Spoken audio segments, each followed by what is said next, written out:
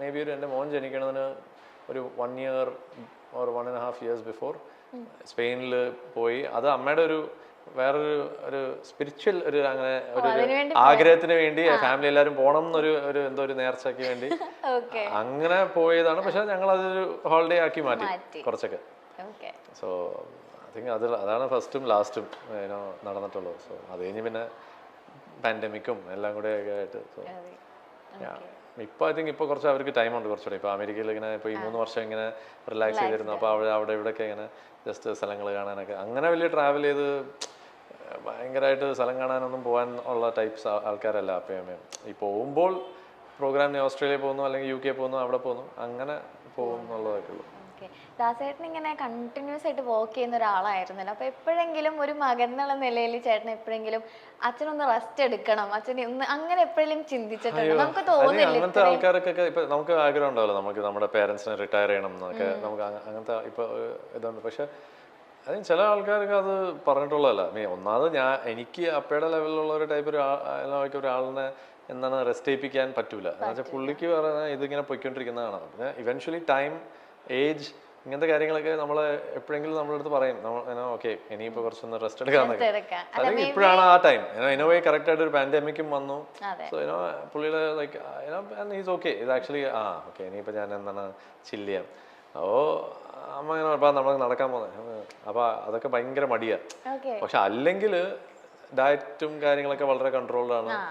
അപ്പോൾ എന്നിട്ട് പിന്നെ ഈ എയർപോർട്ട്സിൽ നടക്കുക, പിന്നെ കച്ചേരിക്ക് 3 മണിക്കൂർ ഇങ്ങനെ ഇരിക്കുക, ഇതൊക്കെയാണ് പുള്ളിയുടെ എക്സസൈസും. അപ്പോൾ ഇങ്ങനെ ട്രാവൽ ചെയ്യുമ്പോൾ തന്നെ ഭയങ്കര അങ്ങനത്തെ നടക്കുന്നതൊക്കെ എപ്പോഴും ഉള്ള ഒരു കാര്യമാണ്. But he's like now is like okay അതൊക്കെ കുഴപ്പമില്ല, കുറച്ചൊന്ന് റിലാക്സ് ചെയ്യാന്നൊക്കെ. ഒരു മിസ്സിംഗ് മൊമെന്റ്സ് ഒക്കെ ഉണ്ടായിട്ടുണ്ടോ ലൈഫിൽ? അങ്ങനൊന്നുമില്ല. ലൈക്ക് ഇപ്പൊ ഞാനും എൻ്റെ ജോലി അത് തന്നെയാണ്. അപ്പോൾ അതൊരു അണ്ടർസ്റ്റാൻഡിങ് ആണ്. ലൈക്ക് നമ്മൾ ഇങ്ങനത്തെ ഇതാകുമ്പോഴത്തേക്കും വിൽ ഹാവ് ടു. ഇപ്പം എൻ്റെ പിള്ളേരെ ഞാൻ അതുപോലെ എത്രയോ മിസ് ചെയ്യുന്നു. എൻ്റെ ഒരു ഡിഫറൻസ് എന്ന് വെച്ചാൽ ഞാൻ കുറേ ട്രിപ്സ് പ്ലാൻ ചെയ്യും എങ്ങനെയെങ്കിലൊക്കെ. ഒരു സമ്മറെങ്കിലും ഇപ്പം ഞാൻ അവരായിട്ട് അമേരിക്കയിൽ പോയി, എന്നിട്ട് അവരവിടെ കുറച്ച് നാൾ അവരുടെ ഉണ്ടായിരുന്നു. അവിടെ അപ്പയുടെ അമ്മയുടെ അവിടെ വിട്ടു. അവരുടെ അമ്മ വന്നു, ഞാൻ ഇങ്ങോട്ട് ജോലിക്കും ഓരോ ഫംഗ്ഷൻസും അവാർഡ് റെക്കോർഡിങ്സ് ഒക്കെ ആയിട്ട് ഞാൻ ഇങ്ങോട്ട് തിരിച്ചു വന്നു. അപ്പോൾ അവരവിടെ ഇങ്ങനെ കുറച്ച് അങ്ങനെ ഡിസ്നി വേൾഡും അങ്ങനെയൊക്കെ കറങ്ങാനൊക്കെ പോയിട്ടുണ്ട്. സോ അങ്ങനെ നമ്മൾ മാനേജ് ചെയ്യാം എങ്ങനെയെങ്കിലൊക്കെ. ഇപ്പൊ ദാസേട്ടൻ അച്ഛനെ കുറിച്ച് നമ്മൾ പറഞ്ഞുകൊണ്ടിരുന്നേ, വിജയ് ചേട്ടൻ അച്ഛനെ കുറിച്ച് ചോദിച്ചാൽ സെൽഫ് ആയിട്ട് എന്തായിരിക്കും പറയാ? അച്ഛൻ പൊളിയാണ്. അതെ, ഞാൻ പറയാൻ പാടില്ലല്ലോ, എൻ്റെ പിള്ളേർ പറയട്ടെ. അത് ഞാനായിട്ട് പറയുന്നത് ശരിയല്ല.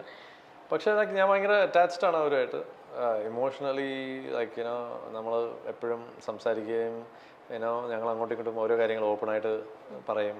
അവർ 14 8 വയസ്സാവുമ്പോൾ ജൂലൈയിൽ ഇളയാൾക്ക്. അപ്പോൾ 14 8 അപ്പം അവർക്കിപ്പോൾ എല്ലാ കാര്യങ്ങളും ഓപ്പണായിട്ട് സംസാരിക്കാനുള്ള ഒരു ഏജായി. എസ്പെഷ്യലി അമ്മയൊക്കെ. അവിയാൻ കുറച്ചുകൂടെയും ഇപ്പോഴും ചെറുതാണ്, പക്ഷെ എന്നാലും he is also very smart. എല്ലാ കാര്യങ്ങളും വാച്ച് ചെയ്യും, എല്ലാ കാര്യങ്ങളും നോക്കുകയൊക്കെ ചെയ്യും. സോ ദാസേട്ടൻ അവരുടെ കൂടെ ഉള്ളപ്പോൾ ഭയങ്കര ചൈൽഡിഷ് ആയിട്ട്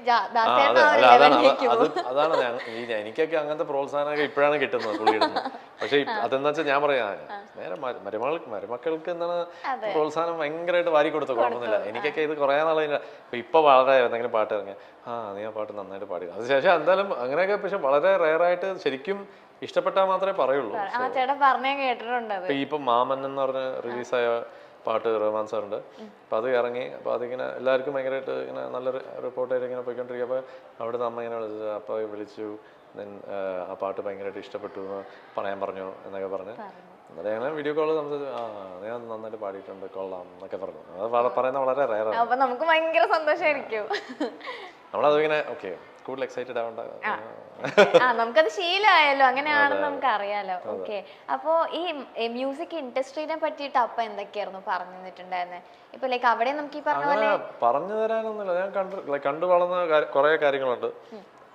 പിന്നെ ഞാൻ പറഞ്ഞില്ല, കാലങ്ങളിൽ ഞാനിങ്ങനെ എന്താ ലൈക്ക് എങ്ങനെ ഇത്രയും വെയിറ്റ് ചെയ്ത് ഒന്നും വരുന്നില്ല അല്ലെങ്കിൽ. അപ്പോൾ എൻ്റെ അടുത്ത് പറഞ്ഞിട്ടുള്ളൊരു കാര്യം ഇത് മാത്രമേ ഉള്ളൂ. നമ്മുടെ ഒരു സ്കിൽ, എന്തെങ്കിലും നമുക്കൊരു സ്കില്ലുണ്ടാവും. അതിനെ ഒരാൾ അത് കാണുമ്പോൾ അല്ലെങ്കിൽ അത് കാണണമെങ്കിൽ നമ്മുടെ സ്കില്ല് അത്രയ്ക്കും ഷൈനായിട്ട് നിൽക്കണം.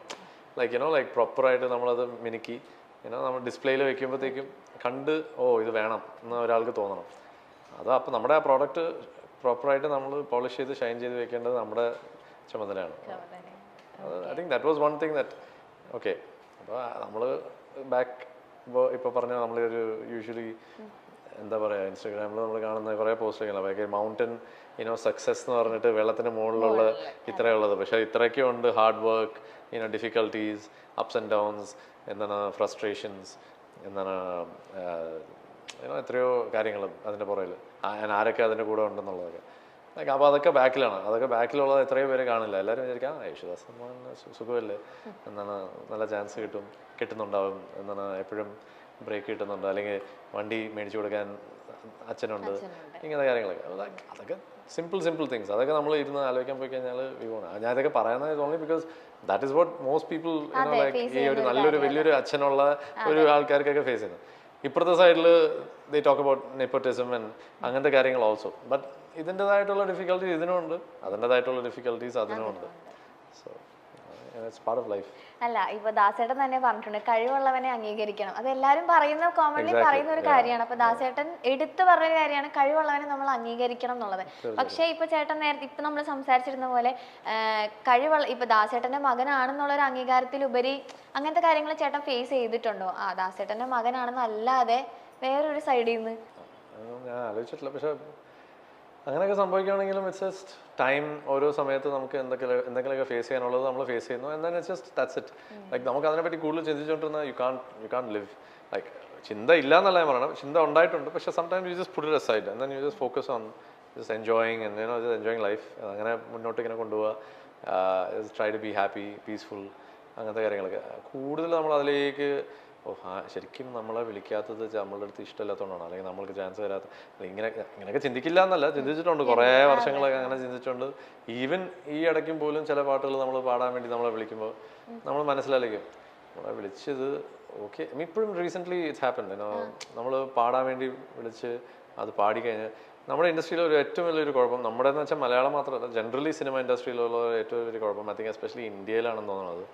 ജനറലി നമ്മുടെ ഒരു കൾച്ചറിൻ്റെ ഒരു കുഴപ്പമാണെന്ന് തോന്നുന്നു. മേ ബി അതൊരു not in a negative way, but generally നമ്മൾക്ക് ഒരാളുടെ അടുത്ത് തുറന്നൊരു കാര്യം പറയാൻ ഭയങ്കര ബുദ്ധിമുട്ടാണ് ഈ ഇൻഡസ്ട്രിയിൽ പൊതുവെ. അപ്പോൾ ആ പാട്ട് നിങ്ങളുടെ വോയിസിൽ നമുക്ക് ട്രൈ ചെയ്യണമെന്ന് ആഗ്രഹം ഉണ്ടായിരുന്നു, പക്ഷെ അതങ്ങോട്ട് സെറ്റായില്ല. ഇങ്ങനെ പറഞ്ഞാൽ ആക്ച്വലി നമുക്ക് ഓക്കെ കൂൾ ഫൈൻ അല്ലാണ്ട് വെറുതെ കുത്താനോ അല്ലെങ്കിൽ എന്താണ് ഒട്ടും പറയാണ്ട് എന്നിട്ട് പാട്ട് അങ്ങോട്ട് മാറ്റി വേറെ ആരെങ്കിലും എത്രയോ പ്രാവശ്യം സംഭവിച്ചിട്ടുണ്ട്. ഞാൻ സ്ക്രീനിൽ ഇങ്ങനെ ആ പാട്ട് വരും എന്ന് വിചാരിച്ച് ഇങ്ങനെ നിന്ന് ലൈക്ക് ഫസ്റ്റ് 5 ഇയേഴ്സിലൊക്കെ തമിഴിലൊരു പാട്ട് ഇതുപോലെ ഐ തിങ്ക് പ്രഭുദേവയുടെ ഒരു പടത്തിന് വേണ്ടി പാടിയത്. അപ്പോൾ ഞാൻ അങ്ങനെ അത് വരും എന്നിങ്ങനെ വിചാരിച്ചിട്ടുണ്ട്. സഡൻ നോക്കിയപ്പോഴത്തേക്കും വേറൊരു വോയിസ്. അപ്പോൾ ഞാൻ അറിഞ്ഞു പോലും ഇല്ല. ലൈക്ക് അന്നൊക്കെ ഭയങ്കരമായിട്ട് ഹേർട്ടായി, ഇതെന്താ ഇങ്ങനെയെന്നൊക്കെ. പിന്നെ you get use to that and then പിന്നെ ഇറ്റ്സ് ലൈക്ക് ഓക്കെ നമ്മൾ എക്സ്പെക്റ്റഡ് ആണ് ഇങ്ങനത്തെ കാര്യങ്ങൾ നടക്കും എന്നുള്ളത്. അപ്പോൾ ഈവൻ ലൈക്ക് ഇപ്പോൾ ഈ ഇടയ്ക്ക് ഞാനൊരു വേറൊരു സ്ഥലത്തൊരു ടോക്കിന് വേണ്ടി ഇന്ത്യ ടുഡേയുടെ ഒരു ടോക്ക് ട്രിവാൻഡ്രത്ത് CM ഒക്കെ ഉള്ള ഒരു വേദിയിൽ നടക്കുകയാണ്. അപ്പോൾ അവിടെ ഇങ്ങനെ അവരൊരു സംസാരമൊക്കെ. അപ്പോൾ ഞാൻ ഇങ്ങനെ പൊന്നിയിൻ സെൽവനിൽ അഭിനയിച്ച എക്സ്പീരിയൻസിനെ പറ്റിയൊക്കെ പറഞ്ഞിട്ടിരിക്കുകയായിരുന്നു. ഭയങ്കരമായിരുന്നു. അത് ഇങ്ങനെ എന്നെ സണ്ണായിട്ട് വിളിച്ചു. എൻ്റെ സെക്കൻഡ് ഫിലിം പടൈവീരൻ്റെ ഡയറക്ടറാണ് ഇങ്ങനെ കണക്ട് ചെയ്തത്. അപ്പോൾ പുള്ളി അതിൽ അസോസിയേറ്റ് ആണ്, അവൾ അസിസ്റ്റൻറ്റ് ഡയറക്ടറാണ്. അപ്പോൾ പുള്ളി ഇങ്ങനെ വിളിച്ചിട്ട് പറഞ്ഞു സഡനായിട്ട് വരാൻ പറഞ്ഞു. ഞാൻ രാജമന്ത്രി പോയി, ഗോദാവരി റിവറിലാണ് അവർ ഷൂട്ട് ചെയ്തുകൊണ്ടിരുന്നത്. ഞാൻ അവിടെ ചെന്നിട്ട് ക്യാരവാനിൽ വെച്ചിട്ട് എൻ്റെ അടുത്ത് മേക്കപ്പ് ടെസ്റ്റ് ഒക്കെ ചെയ്യാൻ വേണ്ടി. അപ്പോൾ എൻ്റെ അടുത്ത് വിളിച്ച് പറഞ്ഞു ഞാൻ ചെല്ലുമ്പോൾ തന്നെ ചിലപ്പോൾ മുടി ഷേവ് ചെയ്യും, ലൈക്ക് മുടി പറ്റ അടിക്കേണ്ടി വരും, താടി ഒന്നും ചെയ്യരുത്, താടി ഇങ്ങനെ വെക്കണം, ഓക്കെ ആണോ എന്നൊക്കെ ചെയ്യാം. ഓക്കെ എന്ന് പറഞ്ഞു. അപ്പോൾ അവിടെ പോയി അതൊക്കെ ചെയ്തു. അപ്പോൾ ഇത് കഥയായിട്ട് ഞാനിങ്ങനെ പറഞ്ഞു. എനിക്ക് ഭയങ്കര ഇതായിരുന്നു. ഞാനൊരു ബസ് കട്ട് ചെയ്തു, താടി ചെയ്തു, ബസ് ലൈക്ക് ഇങ്ങനെ മൊട്ടയല്ല പക്ഷെ ബസ് കട്ട് ചെയ്തു, താടിയും അപ്പോൾ ആർമറും ഇങ്ങനത്തെ കാര്യങ്ങളൊക്കെ എല്ലാം ഇട്ട് ടെസ്റ്റ് ചെയ്തു. അപ്പോൾ ഓക്കെ എന്ന് പറഞ്ഞ് അടുത്ത് രാവിലെ ഷോട്ട് എടുത്തു.